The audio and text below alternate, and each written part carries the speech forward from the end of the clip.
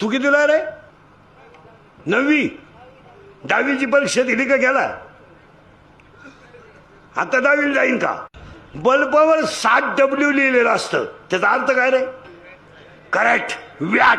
आणि watt is a measurement of electricity. त्याचं असं आहे, बल्बमध्ये तार वापरतात, ती तार कशाची आहे?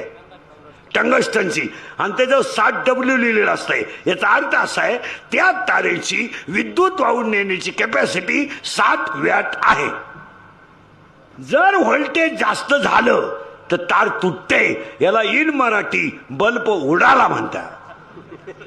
बल्ब राहतो होल्डर मध्येच, पण बल्ब, तो शब्द चुकीचा आहे. बल्ब जळाला. आता बल्ब कॅपॅसिटी आहे, त्याचं वेट आहे. 9वीला तू शिमीला होता का? आता शिमीला होता का?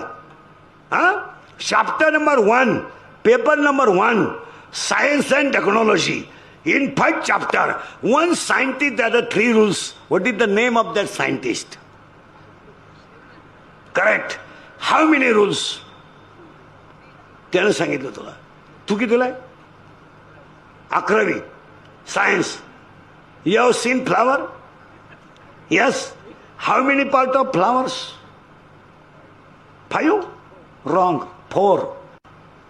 मेल फिमेल नाही, मी सांगू नाव भारताचे. There are 4 part of flowers: calyx, corolla, androecium and gynoecium.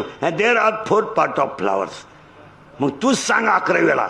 Action and reactions are equal but there direction is opposite. It is called wrong.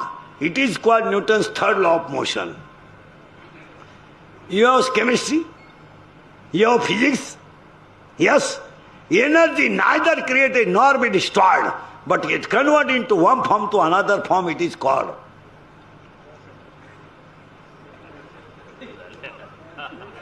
Energy neither created nor be destroyed, but it converted into one form to another form. It is called.